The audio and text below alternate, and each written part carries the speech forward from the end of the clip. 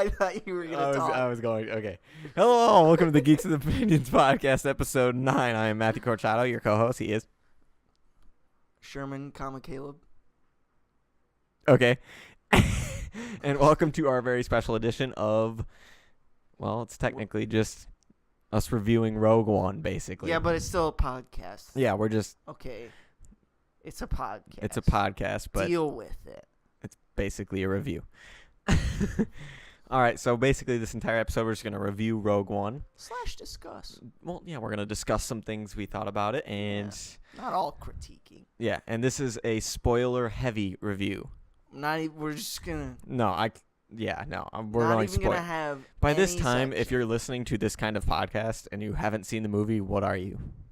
Like, are you a human? I guess that's fair. Exactly. Wait, let's just give one sentence of non-spoilers things.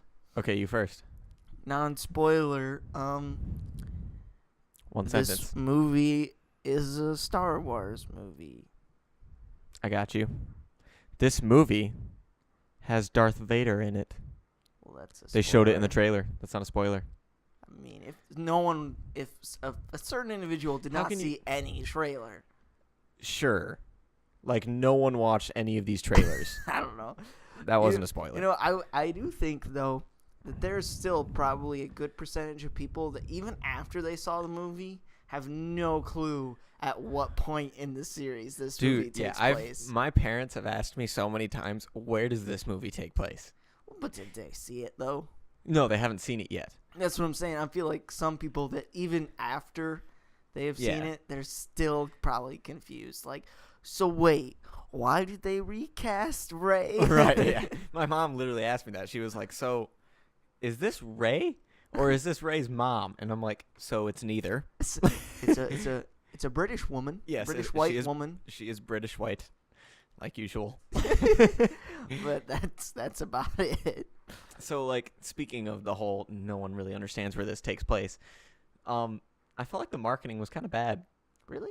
Yeah, I mean, for us hardcore Star Wars fans, obviously we knew where it took place and it was easy for us. But the casual movie-going audience, I feel like a ton of people just did not know where this movie lied in the timeline. I don't know. I feel like all they needed to do was show the Death Star, which they did, and show Darth Vader, which they did. For people to know, okay, you know, if they've seen the movies, they know Fair. those things aren't in the current movies. That's fair. Like, So- if you care enough about Star Wars, you're going to know where this takes place. Right. As long as you've actually seen all of them and you watch a trailer, you can say, okay, yeah, this. I mean, if you don't really pay attention, maybe that's where you get confused. Right. But I mean, if you've seen the movies, I don't think you'll be confused at all. I agree. That's fair. So basically, casual movie-going audience that doesn't know where this takes place, I'm sorry, but sucks to suck. All right, from here on out, we are going to review and discuss the movie. Spoiler heavy. You've been warned. You've been warned. So let's just dive right in. Diving in. Let's, instead of going through our pros and cons, let's discuss like how the movie took place from beginning to end. Oh, okay. Well, not end. I want to save the end because the ending's very special to me. So let's just let's just miss the end. The third act we won't talk about yet, and then let's just discuss this movie, please. Okay. I don't really know where I'm going. Let's just discuss the movie. So, I liked the first act a lot less than I liked the second and third act. Okay. I felt like it was choppy because I almost could see that they had reshoots and cut stuff out. That's how it felt to me anyways. But honestly, I felt like the reshoots weren't the beginning. I felt like the reshoots were in the third act. Really? Yeah. Because that's where a lot of the, there was a lot of stuff in the trailers that weren't in the movie itself. Yeah, specifically, there's one scene of Krennic with Vader saying, "You don't know the power you have." Yeah. And that wasn't in the scene. In the movie. I think that was just a different version of a similar scene. Yeah, I'm sure it will be on the deleted scenes or whatever. But like the first meeting between Vader and Krennic, I think that it was just a different version of that. Yeah, probably. I don't really think that was a probably necessary. Yeah. I think they just liked their other version better. Through the first 20, 30 minutes, I was actually kind of worried. Like I was because number one, I hated the score. For the first 20 to 30 minutes, I was like, okay, this just does not fit. This didn't fit the mood. Like there was one scene where what's his name? Diego. Cassian's. Yes, Cassian. He killed someone that, I mean, he wasn't a bad guy, but he knew he would cave if the Imperials caught him. Right. And he killed him, and the score just did not match it at all, in my opinion. I don't really remember it for that specific moment. But for me, it took me right out of the movie, and I was like, what was he feeling when he scored the music to this scene? Because it just didn't match up with the feeling I was feeling when I saw him kill someone who didn't really need to die, but he felt that needed to die. Well, in my opinion. Right. I don't know. In the first act, the whole score bothered me. I'm gonna disagree with you on the score. I don't know. Okay. I don't know if you like. I mean, do you think it got? You saying it got better? Yeah, it definitely got better towards the end of the movie, in my opinion. Right. I don't know. I feel like this score is getting a lot of unnecessary hate, and maybe I'm just saying that because like I knew that he only had like 4 weeks to write the score, true. so I was sort of expecting it not to be amazing, but I ended up liking it a lot more than I thought. I've seen the movie twice, and I've listened to the score by itself, and I kind of like it a lot. Like really? I feel like it's definitely feels like a Star Wars movie. The score, and it integrates, and I do, and but it differentiates itself enough, while at the same time, there are moments where he integrates John Williams' score, but not like messing with them, just sort of using bits and pieces. Like towards the end, I'd have to agree with you, but in the beginning, I completely disagree.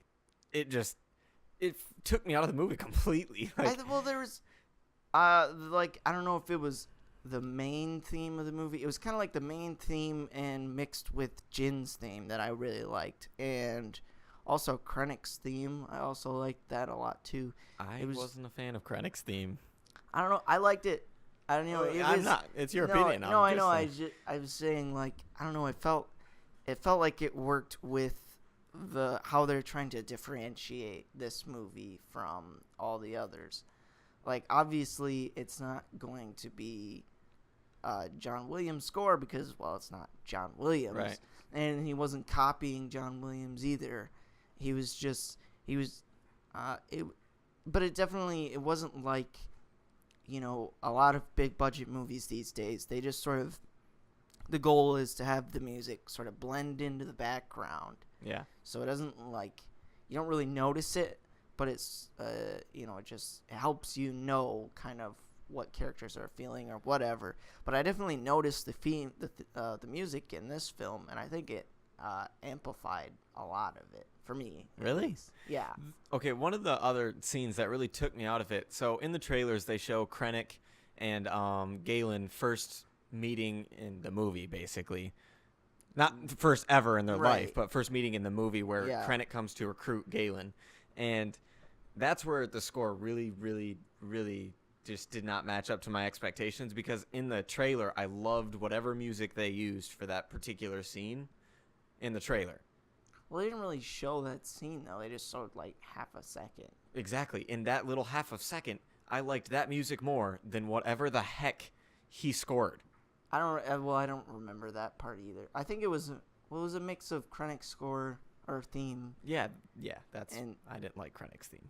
I don't know. I think you should listen to the music, like the album, by itself, and then watch it again. Maybe, yeah. Like I'm going to see it again Tuesday, but yeah, I mean, I don't know. I don't think it's nearly as bad as you think it is. Maybe not. I don't know, because I just couldn't get over that first act of the score. I don't know why. It bothered me so much. But the second and third act, I didn't notice it as much because I actually kind of liked it. Okay. Made no sense to me because that's how I felt Well, about the whole movie. They were using a lot of the same themes in true. the second and third act. I know. I don't know. It just blended better, I guess. I don't know. I'll have to see the movie again. But I felt like as a whole, the movie followed what the score did, and it got better. Because I wasn't a big fan of the first 20, 30 minutes of the movie, and then the second and third act blew me away. I was absolutely just obsessed with the second and third act. Yeah, I didn't really mind the first act just because like you definitely needed time to set up a lot of these characters. Right. Like I mean you meet all of these guys individually, and you know it had to make sense when you get to them stealing the Death Star plans. It had to make sense for their characters to want to do that. You know, when you first meet Jyn, like she doesn't even want to be part of the rebel cause. She doesn't want to be part of anybody. Yeah. And like Cassian is, I mean, he does things for the rebellion, but like he doesn't really understand sort of the scope and the significance of some of the things of what this cause can be. And then, you know, the other guys like Chirrut and Baze, like they don't even meet them yet, and they just sort of end up tagging along. But like it also makes sense why they would want to be part of this too. Yeah. I don't know. I mean, I see what you mean though. Like it definitely, the pace picked up. Yeah, definitely. The first about when they destroyed Jeddah, I think, is probably when the movie like started. Okay, now we're moving.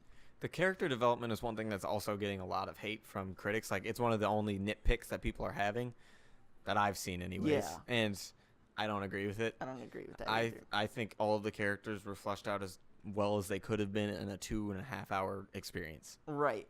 And like, this isn't a entire group movie is what I think people were expecting to be. To me, I took it as a Jyn story. Like, it was her story and surrounded about her and her family and how she played a part into the Death Star being destroyed. That's how I took the movie to be. Mm-hmm. Yeah. I think that you said that I think the character development wasn't really bad. I mean, each character, I think, got their moment. Yeah, definitely. Right? And I think all of them did get some development, at least their characters being fleshed out more, yeah. Which you don't always see Suicide Squad. Which this movie is clearly the better version of Suicide Squad definitely. that came out this year. And I mean, honestly, like, I felt the impact when each and every one of them died. Right. Like, some people are saying, oh, they were throwaway characters, and I'm like, actually, no. I thought all of them were very good and very interesting, and I actually cared about every single one of them. Like, coming from, you know, this movie had to introduce us to, how many? 3, 4, 5, 6 characters? 6 or 7, yeah. 6 or 7 characters that we have never met before. Right. And expect us to care about all of them and you know, at the end sort of feel for them. And I think they did a good job of that, you know. Yeah. Whereas a lot of other group kind of movies, they sort of tend to rely heavily on the actors. Like, ooh, you like this actor, so you'll feel for this character. When that's not necessarily how it works. I mean, in this movie, you get a lot of actors that aren't particularly like A-listers, but it's more the characters that shine, I think. Right, I agree with that. And I mean, I think there was definitely some standout characters. Yeah. But like, obviously K2SO was freaking he was great. He was probably one of the best characters in Star Wars in a long time. Yeah. Like, I'll always remember K2SO. He's so funny. Alan Tudyk plays him. Yeah. He's just a funny guy, and he's hilarious. He's a funny actor, and he played him so well. Just the sort of sarcastic, his sarcastic wit, and he had that dry humor. Yeah. That he was so great. He was always like straightforward with them, like, we are going to die. Yeah, but it made sense, like, why he would say that stuff too. Yeah, he was really awesome. He was probably my favorite character. Well, no, not my favorite character. He's in the top 3. Well, who's your favorite? Jin. Okay. If we're excluding Darth Vader. Well, yeah, obviously, because he wasn't really a main character. Right. Jin was my favorite, like, yeah, probably by far, honestly. Yeah, it definitely helped by Felicity Jones' performance. I thought she did a really good job. Especially when she saw the hologram of her father. That's what I was going to say. That was probably one of my favorite scenes. Yeah, that was when you could definitely see the shift in her character at that point. I thought that was really good. Yeah, definitely. I mean, speaking of, we can talk about Saw Gerrera, who played by Forrest Whitaker. Indeed. Which I feel like a lot of people don't really know what to think about Saw. Right, me included, because this is the first experience I've ever had with Saw because I didn't watch the Clone Wars TV. Right.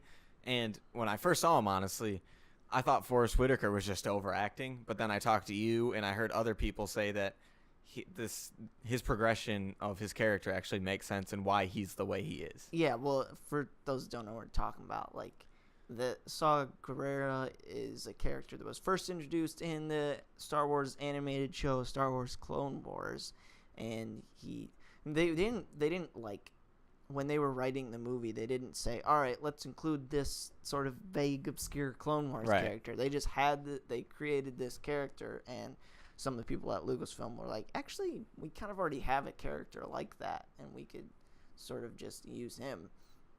And so they did, and the way Forrest portrayed him in the movie was sort of like this sort of descent into madness, and like he's on the more extreme of the rebels. Like he does things that other rebels maybe aren't willing to do, which definitely fits who he was in the Clone Wars. And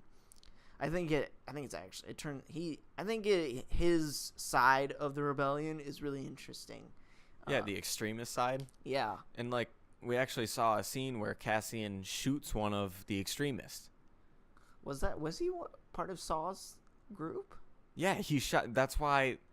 Right. He shot when they attacked the Imperials. When they were attacking the Imperials, and one of them was gonna throw a grenade at the tank. Exactly. But Jin was like standing behind the tank. Yeah, so he shot the extremist who is technically, I guess, on his side, but but he did it to save Jin. Right.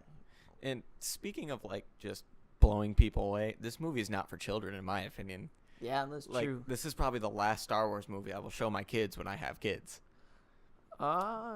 Yeah. I mean, as of age age-wise. Yeah. I mean, besides the prequels, because they're not seeing them because they're going to be in a hole. Oh, you're not even going to show them. I don't know if I want to. I haven't decided yet. I haven't decided either. Maybe the third one? If they're... Well, that would just be so confusing. I don't care, man. I can't show them sand. I hate sand. It's so coarse. It's rough and coarse. Gets everywhere. Yeah. And enough about the prequels. Let's just not even go there. But another awesome thing I liked about this movie is it's extremely hard to do fan service and do it well. That's true. Yeah. And this movie did fan service the best I've ever seen it. Without compromising the story and only helping the story along. Yeah, the way I heard it put was actually like this a lot. It was Rogue One is the best Star Wars fan film ever made, which isn't like a detriment to the movie. Like, fan films can actually be pretty good. Yeah. And, this, just in the sense that this movie was created by fans of Star Wars and for the most part for Star Wars fans. I would say absolutely for Star Wars fans. That's true. If Force Awakens is for sort of the mainstream audience to bring everyone back into Star Wars, Rogue One is like, all right, we know Star Wars is, a sort of a mainstream thing. We're going to give the hardcore fans this movie to really sink their teeth into. Yeah, definitely. And I mean, I think my favorite part about the fan service in this movie is it never got overblown. Mm-mm. It was like never hitting you over the head with, this is fan service. I love making fans happy. Right. It was perfect, and it was needed in the story because without it, honestly, the story wouldn't have made as much sense. Oh, yeah, I can see that. Opinion. Yeah. I mean, I don't think it was all, I think I mean, if you didn't notice, if you didn't catch all of it, then you'd be fine. Like, for instance, I don't remember their names, but when they were in Jeddah, they bump into the two guys that harass. That was so great. The two guys that harass Luke at the Tatooine Cantina in A New Hope. That was great. Mean, that wasn't helping the story along. But no, it was I'm not. Really I'm cool. not saying I didn't like it. I'm just saying, like, if the average viewer didn't notice that, then it doesn't affect their experience. Were they in Jeddah? Yeah. Didn't Jeddah blow up? Well, obviously they had time to get off. Because, like, from that time when they bump into him, then there's a fight. Oh, yeah, there's a ton of stuff that happens after. The stormtroopers, then they get captured by Saw's people, then they walk to Saw's place. That's true. Yeah, so they've had plenty of time to get out of there. Yeah, that makes sense. But, yeah, okay, that makes sense. Yeah. I don't know why. I almost found a plot hole, but that would have made me really sad. What I really like about this movie is just that I can watch this movie and enjoy it for what it is, because it's just it's a one-off, you know, like there's not going to be a sequel. It's just Rogue One. It's just one contained story in the Star Wars universe, and you don't have to worry about a sequel, right? Or, you know, ooh, what's going to happen in the next one, or I have to wait 2 years for the next one or anything. It's just that's it. But, like, adding to that, it sure does stand alone, but when you watch A New Hope after that's true, yeah. Like, I just watched A New Hope yesterday because, you know, TNT, yeah. Thanks, shout out to the Star Wars marathon every, like, I don't know, weekend for some reason. But I watched A New Hope, and seriously, that movie added so much to, like, the beginning 40 minutes of that movie. Yeah, I agree, yeah. I mean, when I saw Darth Vader, I was more scared of Darth Vader. Like, I was more scared for the rebels for Darth Vader. Right, like, you can see how pissed off he is at that point. Yeah, and or it makes why. So much sense now. And, like, that last scene. Okay, we're just going to go into it because, I mean, why not? So, there's the last scene of the movie is the rebels get the Death Star plans, and they're running away. They're running to try to get it to the other ship, right? Mm-hmm. Yeah. Yeah. And there's, like, 5 or 6 rebels that get trapped in this room with, like, the door just cracked slightly open. That's so good. And all of a sudden, it gets quiet, like dead silent. The door opens, slide open. There's smoke. All of a sudden, I thought they were going to cut. Really? I did. I thought they were going to cut. Well, I didn't. Whoa, mic down. I didn't know for sure what was going to happen until, like, it went silent, and I was like, oh, man. Yeah, seriously. Like, the only question I had at that point was, like, all right, so is he going to whip out his lightsaber, or is he just going to, like, force choke people around and stuff? But no. Oh. He lit his lightsaber, and that shot of Darth Vader with his lightsaber slowly lighting and him just standing there looming, probably one of the scariest shots, most awesome shots in Star Wars ever. I'm going to go out on a limb and say this was my favorite scene in Star Wars ever. Oh, it's up there for sure. Because he just proceeds to mow down these guys. Like, I mean, good. Without even breaking a sweat or even feeling anything. He just mows them down. It was great. He freaking holds a dude up on the ceiling, and as he's walking by him, he cuts him in half while he's still holding him on the ceiling. This was probably the only scene in any movie ever my jaw actually dropped. I know. I was sitting there with my jaw dropped, my hands over my mouth, just in complete shock. After the first scene where you see Darth Vader, I'm like, all right, you know, that's probably all we're going to get of Darth Vader, except for maybe something at the very, very end, like, oh, he's going after Leia. And I was completely fine with that. I had accepted. Right. Like, yeah, me too. I was like, all right, I'm not going to get my hopes up. It's not going to happen. Right. And then Tarkin says something like, we should actually probably talk about that in a second. We'll talk about Tarkin, yeah. He says, you know, inform Lord Vader. And I'm like, so is he going to I mean, I know he's coming back, but when they said that, I figured way? I figured they might show him again, but I didn't think it would be like this. Yeah. This was literally, my heart was pounding, I was shaking. I was literally shaking. It's never happened to me before. You're like, it was so weird. Like, the whole movie, you're rooting for the rebels. Like, come on, guys, come on, guys. Seriously. Then this last scene, you're like, oh, die. You just mow them all down. Do it. I want you to kill them all unshamelessly. It was by far the best scene in the whole movie. It's like what we didn't get to see in Revenge of the Sith. Like, it's implied that Anakin mowed down a bunch of Jedi, but we don't actually get to see it. No, he mowed them down. Like, they stood no chance at all, and you knew so it. Good. Like, you knew they had no chance, and you were just loving it. It was the darkest. It was probably the darkest scene in Star Wars ever. It's up there with Anakin killing all the chitlins. Yeah, but you don't actually see that. That's true. So I think it was the darkest scene in Star Wars, honestly. Yeah, I would probably venture to say that and it probably loved is. It because I love dark, gritty movies, and that was good. it. That was amazing. It adds to Vader's character and sort of adds context to him. That's why when I watched A New Hope, I was like more scared of him. Mm-hmm. I understood why everyone else was so freaking scared of this guy. Yeah, but he's still like, well, at least you sort of still understand, like, to some of the Empire, like, you know, he's sort of like more reserved. Yeah.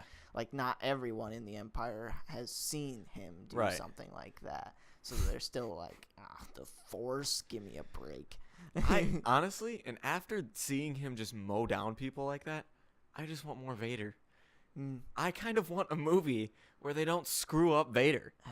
Yeah. I know it's sketchy territory to go into, but I really want it. I want it so bad. I'm sure we'll see Vader again at some point. Yeah, probably. But I don't know if I want another movie that is about Vader. Yeah, it's sketchy to go into, but after seeing that scene, I want like just a rated R Vader movie where he just mows down everything in his path, because it put the biggest smile on my face seeing people die. I mean, it's warped, but it was true. Yeah. It was amazing. That's true. So, keeping going with the villains, we talked about Tarkin a little bit.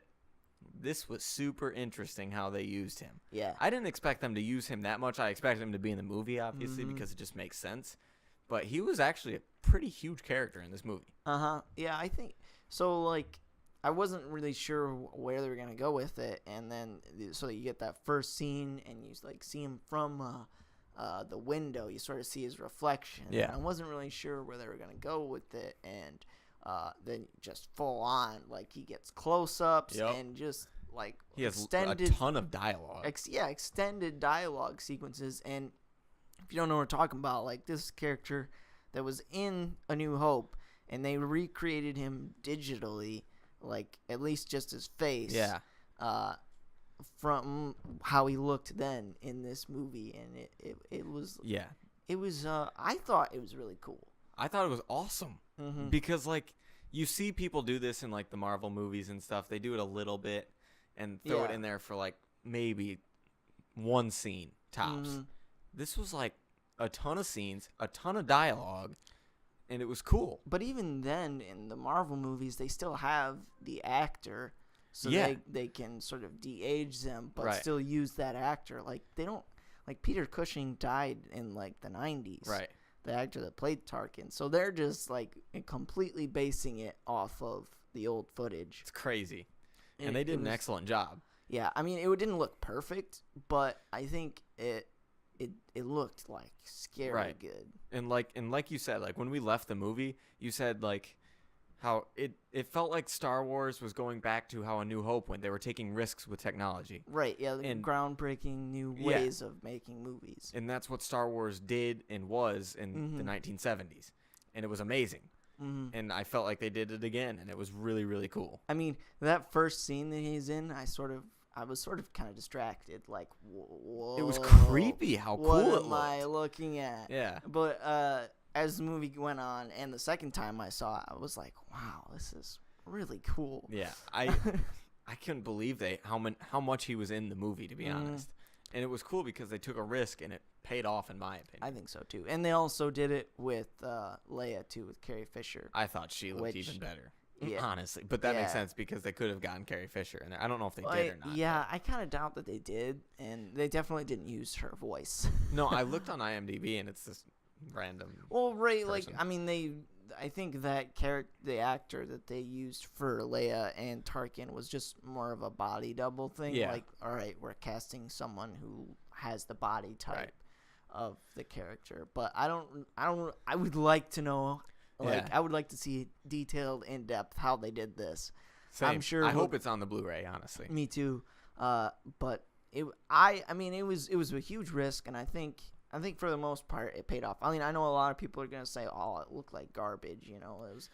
Yeah, a lot of people are saying it took him out of the movie and all this crap. Right, but I mean, I think if you understand like how you basically couldn't have told the story without them, Right. then I mean, it makes sense. It's so groundbreaking for them to put these CG characters in there this much. It's never been done before, Right. to my knowledge, anyways. I mean, yeah, like you said, we've had de-aging. Right. But I don't think we've ever had like just recreating performances, essentially. It was insane. Like it Ugh. blew me away with how excellent Tarkin looked. I mean, when he talked, sometimes you could see it in his mouth and his emotions were Right. I mean, got a little foggy. That's what's called the uncanny valley. It's like it's like if you visualize it on a graph, like in terms of CGI, like making characters look like humans, like, you know, as the higher we can get to a certain point of like meeting how like where a CGI character looks like a human character, but then there gets that point where you get too realistic, and then it dips way down and something just looks off, and you're like, well, that's not human. Yeah.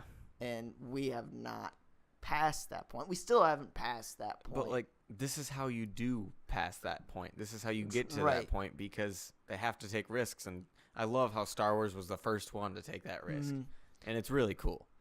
Yeah, I thought it paid off. Same. I loved it.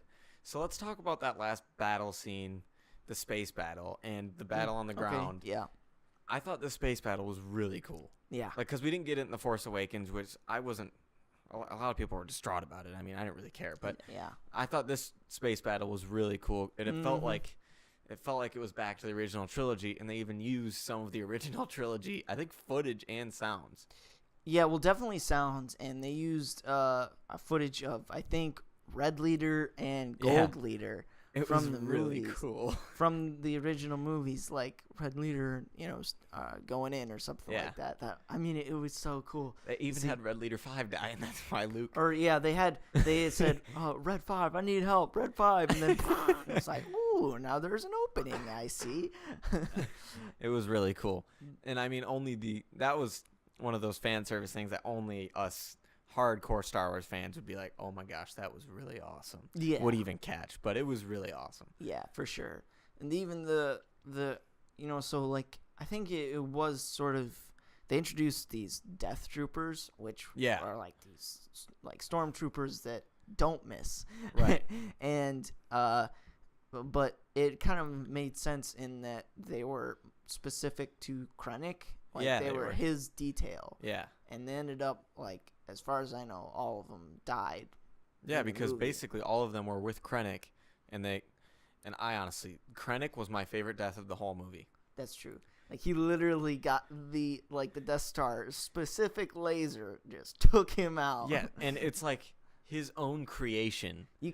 Just took him out. Like, you could see it in his eyes, the green in his eyes, and he was just like, oh man, come on. He was so close, but yet so far away. I mean, it was just a plain game of chess between him and Tarkin. Yeah. Just like Tarkin's like, I've seen. I don't know if you've seen the meme floating around. It's like, it's like cartoon characters, and Krennic's like, he's holding up the Death Star, and he's like, I made this, and then Tarkin takes it, and he's like, I made this.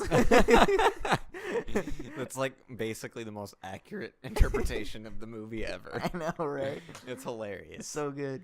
But probably one of my favorite scenes in the whole movie was with gosh, I've only seen the movie once, so I don't remember all their names, but it's when the Death Troopers do miss because of the Force. Oh, Chirrut? Yes, Chirrut. Okay, so basically they have to pull a kill switch. No, a switch that makes it to where they can probe the Death Star plans to another ship. Basically. Sure. Well, not probe. Well, it opens up communication so they Yeah. can actually talk to the rebels and tell them that, Exactly. yeah, we're sending you the plan, so you need to destroy the shield so we can get it out. And basically, Chirrut uses the Force. He doesn't use the Force. How does he not use the Force? He doesn't use. See, that's what a lot of people are assuming, that he's like Force sensitive, and they made it pretty clear he's not Force sensitive. How is he not Force sensitive? He just trusts in the Force. He's not using the Force. Oh, That makes more sense now. When he walks out onto that field to go pull the switch, he's trusting, that he's believing in the Force, that the Force is he is destined to go pull that switch, and if he dies, then it wasn't meant to be, it says the Force. That makes a lot more sense now. So he's just walking through this battle when guys are shooting at him, believing that he says I'm with the Force, the Force is with me. So he believes that the Force at that moment is on his side, essentially protecting him from all this blaster fire and stuff. And it does. That was one of my favorite scenes. I was like, wow, that is really cool. It was really cool because like all these Death Troopers that never miss. Yeah, they just were missing. Yeah, and it's not like you're just like, how are they missing? They literally show the Death Troopers like shooting at him, and like, what the heck? Why am I missing? Yeah, it was insane, and it was probably one of the best scenes in the movie. Like you said, it was one of your favorites, and it was probably one of the best scenes in the movie. It was really, really cool. So.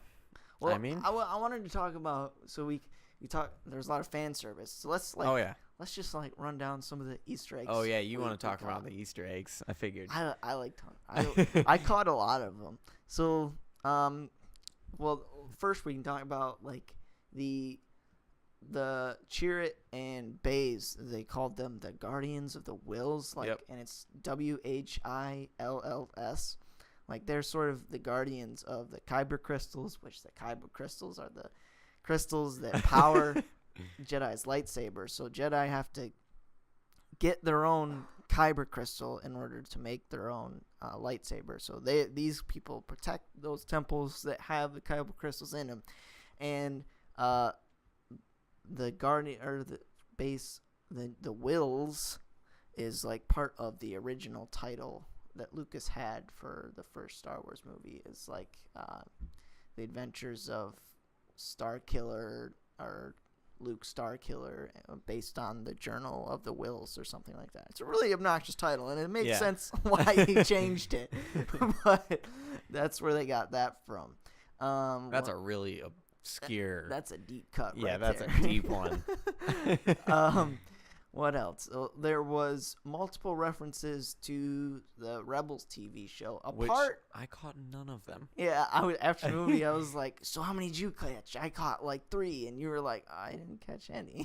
Yeah, because like I've only seen Rebels season 1 and 2, and I haven't seen 3, and I'm not really the biggest fan of Really? Rebels. You're not caught up? I have not seen Rebels. I saw the last episode you told me to watch. Right.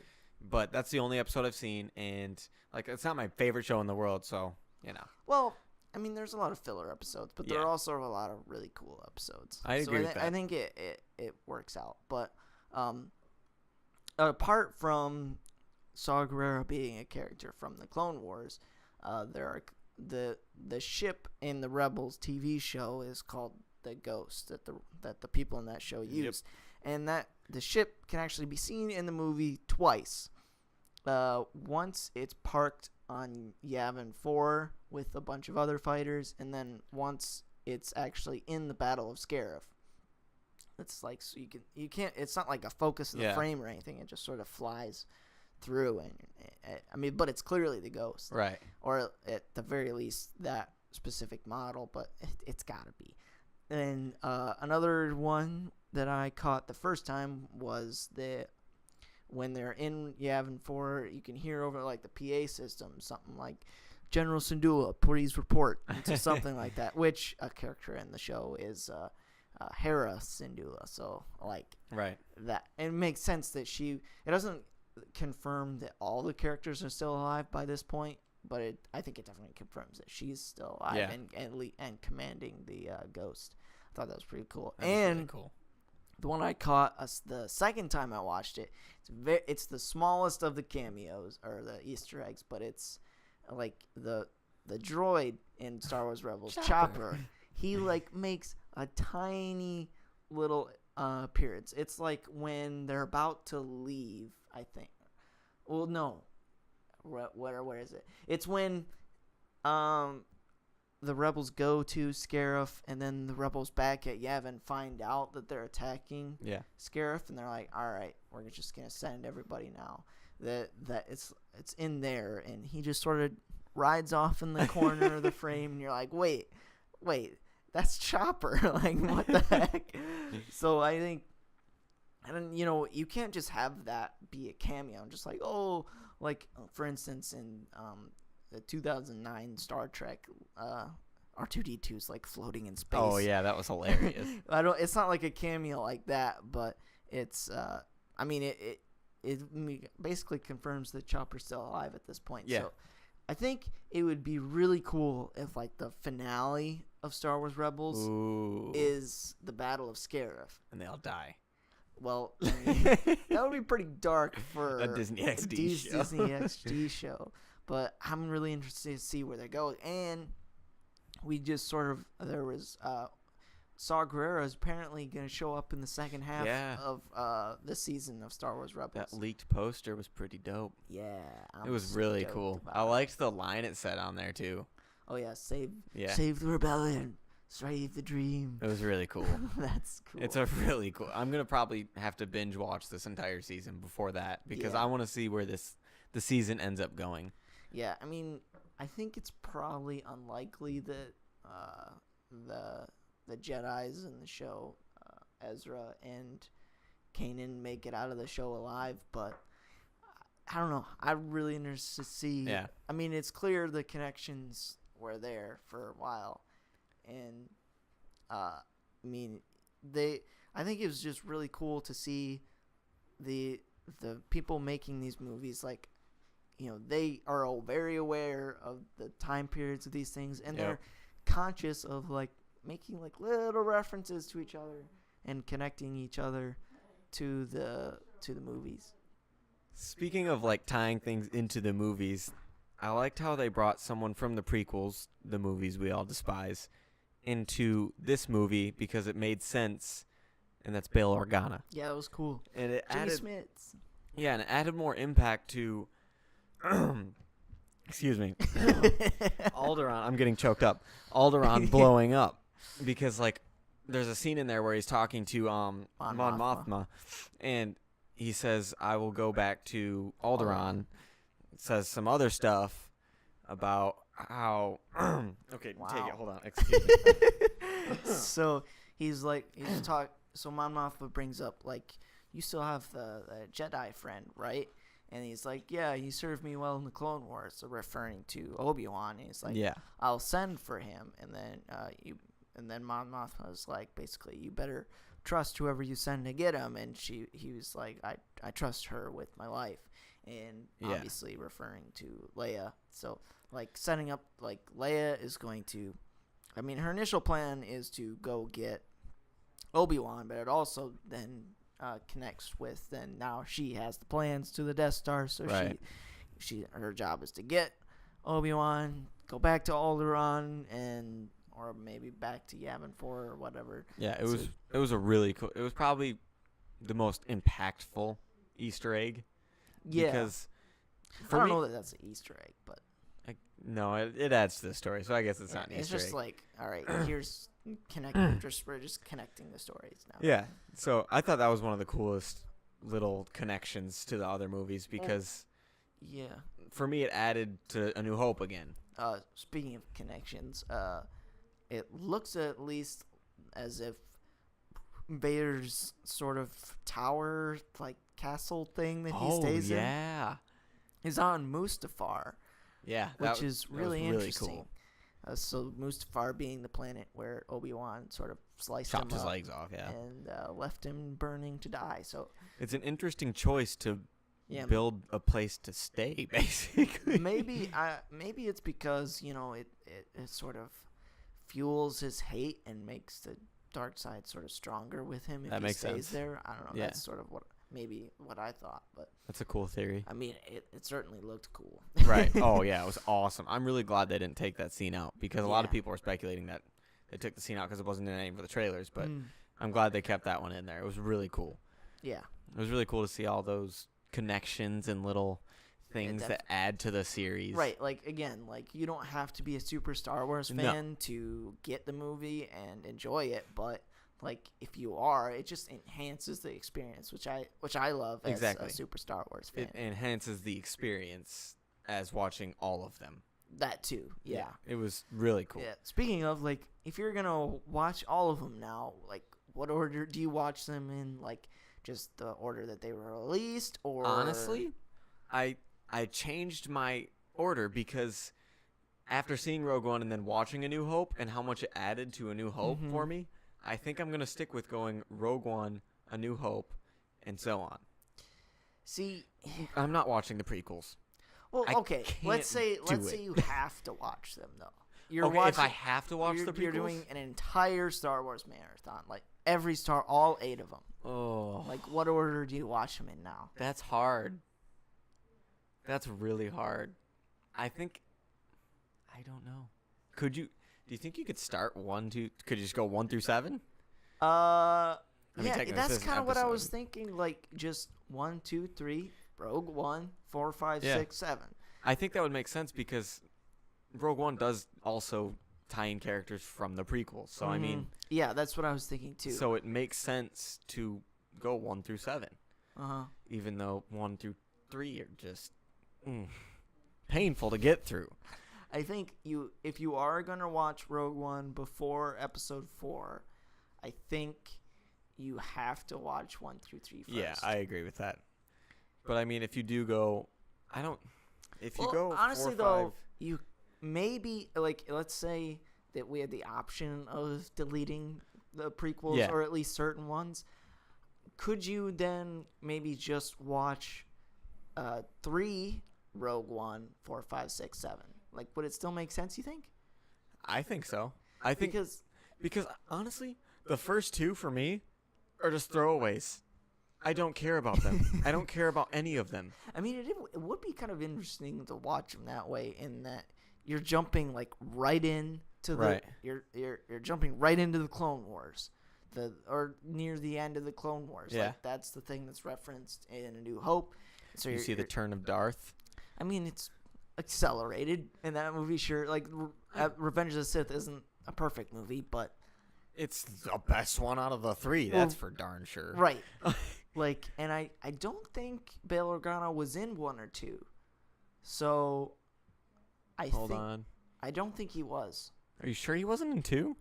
I thought he was in 2 for a little bit. We can look it up, but I don't think he was. I think the only movie he was in was 3. So if you take it like that, he was definitely in 3 a lot more than 2 if he was even in 2.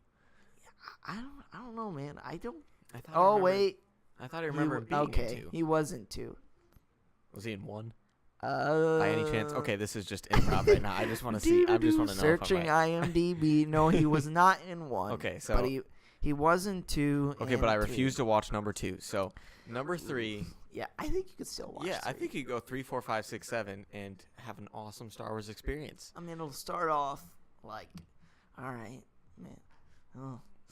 But just knowing it gets better is just the important part. However, I will still say, if you're talking about someone who's never seen Star Wars before, I still say order they're released. Oh, same. Star Wars, Empire, Jedi. Yep, same. Phantom, Attack of the Clones, Revenge of the Sith.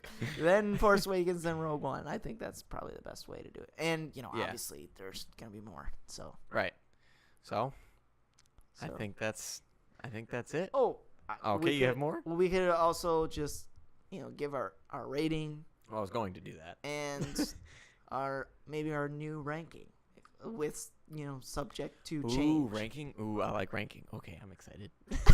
Okay, so. Because, we haven't, mine is subject to change because I've only seen the movie one time. And I'm going to see it again Tuesday, and this could definitely change. Right. But, okay, so let's go with you first because I think you What enjoyed are we the movie doing? more than Are me. we doing rating? Go or rating and then ranking. Rate. Oh, okay. So I wouldn't say it was like a 10 out of 10. No. Because I don't know. It's just I leave 10 out of 10s for very specific movies. Yes. But easily a top 5 movie I've seen this year, and that automatically has to give it a 9 out of 10 for me. Okay. Are you leaning more towards like? Oh, if I had to give it a decimal, it'd definitely be in the 9.5 range. Okay, that's what I wanted to hear. Okay. Yeah. Okay. What about ranking? Ooh, see, this is hard. This is the hard part. Yeah, I know. Because you're asking me today, like right this second, I would say it goes from bottom to top. 2. Wait, so worst to last? Wait. Worst to first? I mean, Worst to to- best. Sorry. Worst to last, worst to first, worst to best. 8 to 1. Okay. Attack of the Clones, number 8. Phantom Menace, number 7. Revenge of the Sith, number 6. Yep. And then, Yeah, this is where it gets foggy. yeah. I don't know. Right now, I'd probably say Rogue One, then... Wait, no. No, I wouldn't. That's not what I said. Hold on. Return of the Jedi? Yes. Okay. So, I knew where you were going. 3, or Revenge of the Sith, then Return of the Jedi, then Rogue One, then Force Awakens, then Star Wars, then Empire. But subject to change. Yes, definitely. Rogue One and Force Awakens are like right there. Like I don't. Ooh, that was so tough. Okay. So my rating is. I'm gonna say it's a 9 as well, but it's leaning more towards the 8.5 range for me. But I've only seen it once. So if you had to give it a decimal, you'd give it an 8 point something. Yes, but I'm rounding up because of what it did for A New Hope. Huh? Since when do we round up? I don't know because I'm basing it off what it did for the entire series of Star Wars. So because after seeing A New Hope, so then you would give it like a 9.0. Are you saying? yes, okay, a 9.0, sure. Because if you're gonna give it an 8 point something, then it should just be an 8. I'll just give it a 9 then. A 9. 9.0. 9.0 on the dot. Nothing more, nothing less. Okay. So my rankings basically go pretty similar to yours. Ooh, are there gonna be changes? Yes. So I'm gonna go Attack of the Clones. Obviously, it's the worst one. If you just watch all of them, if you think Phantom Menace is the worst one, go back and watch. Attack of the Clones is honestly, garbage. I thought Attack of the Clones was better than A Phantom of Menace. No, it's not. Before we did that marathon before Star Wars: The Force Awakens. Yeah. And then my gosh, dude, I swear, I'm pretty sure we had to like stop it and then go to bed and then we watched the last part of it the next day. It's so Anyways, bad. Okay, so that one's definitely the last one. And then Phantom Menace, Revenge of the Sith. Yeah, this is where it gets tough. I'm gonna have to go Rogue One, Return of the Jedi, Star Wars: The Force Awakens, Star Wars, and then Empire. That's my list. Yeah. But I'm floating with the whole switching Return of the Jedi and Rogue One. I need to see it one more time. Yeah. I mean, and then I'll know my final. It's so ranking. hard to make these rankings because like we've seen we've seen the original trilogy like 100 times. Right. And the prequels like 30. Yeah, I've seen the prequels probably too much. Despite the stuff we say about them, I've definitely seen them like 20 plus times. Like, I mean, when I was a kid, I loved them. Yeah, that's true. So, and then Force Awakens, I've seen like probably about 10-ish times. So, and then Rogue One, I've only seen twice. So it's hard to really compare. Seen it once, so yeah, it's really hard to justify where we're putting these. Yeah, movies. if you ask me today, that would be what I would say. So, this was just our opinion. Within the Geeks with Opinions podcast. Opinions. Oh, opinions. Well, I said just our opinion. Well, I said it's just our opinion. Okay. Yeah, I get that. Okay. Right. So this was just our opinion of Star Wars Rogue One. And tune us back. Next year will be our next podcast for Probably Star Wars Episode 8. Yeah. See you in a year, guys. See you in a year. No, Actually, not. technically, our next episode probably will be in next year. Yeah, I mean, we 'Cause I'll be gone, so. That's true. But I think we should make, if not that anyone listens to our podcast this far. No, not at all. But I do want to maybe make a sort of big, another big review podcast of like just a whole bunch of movies. The Oscar movies. I honestly like doing the review podcast. They're kind of fun. I still haven't seen Manchester by the Sea Same. or La La Moonlight, Land. La La Land. I mean, we got Assassin's Creed coming up. Assassin's Creed. I I mean- think we should do a review of Assassin's Creed before I leave. Okay, it comes out next Tuesday night And what's the date But- of that? or Wednesday. What's the date? When do you leave? The 26th. Well, it's definitely not after Christmas. Okay, good. Because I want to review that movie. I don't know why, but I'm getting more excited. I've been seeing some TV spots that I enjoyed, so I don't know. We'll see. We'll see. I'm not expecting Rogue One caliber. Oh, no, me either. but- I'm just expecting a watchable What? video game movie. A watchable, yeah. I mean, to be fair, like if you just like if the assassins, if it wasn't fun to assassinate people in those games, like the story can get pretty confusing. in Oh, those. definitely. But I did see that they're that they did sort of get the idea right. Like, okay, we got two timeline, connective timeline, Animus, Templars, Assassins, and then Apple of Eden. Like that's all. They at least played the game.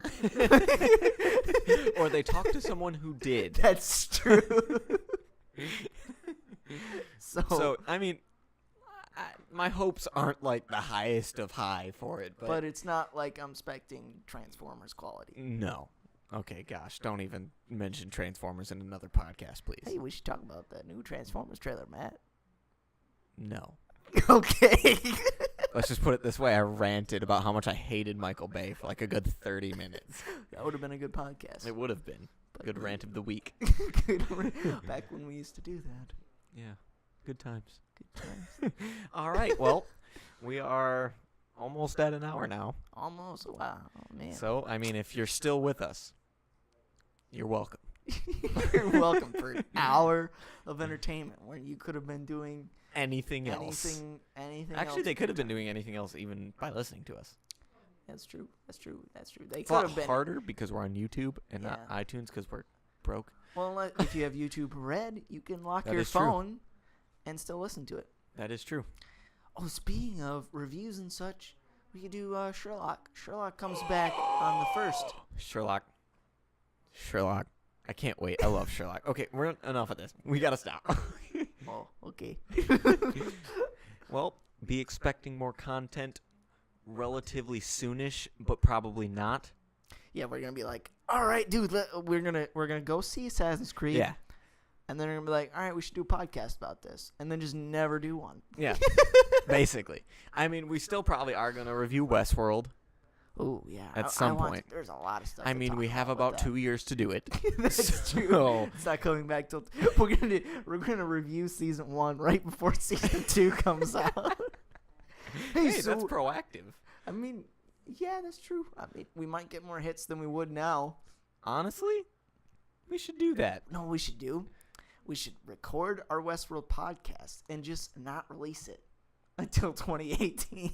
Dude, that would be nuts. Blow some people's minds. Yeah. All right, peeps. Well, moms. And Sherman's mom.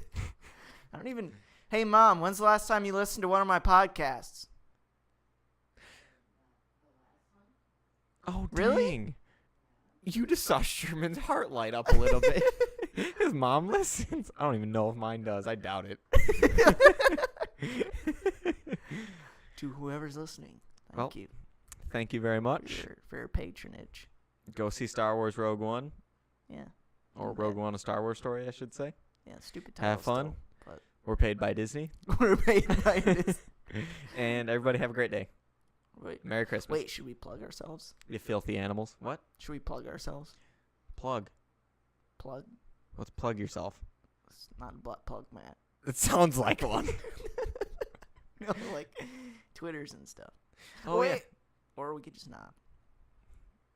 What do you mean not? I mean, they could. I mean, have you gotten any followers because of this? No. We should do it at the beginning of the episode. We should really do it at the beginning of the episode. Yeah. Okay, next episode I'll do that. But, you know what, anybody? Sorry, we're not giving you our Twitter handles. Yeah. Screw you. You can't follow me. I mean, you can. We're still going to put it in the description, but.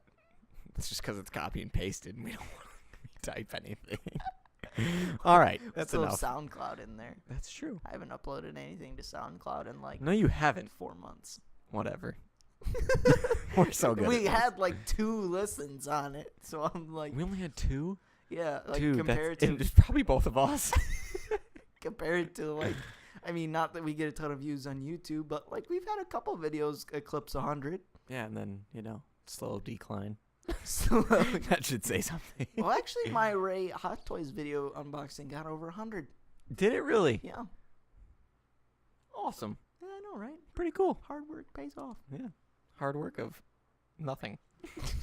Unboxing a toy. A really cool one. Right. Okay.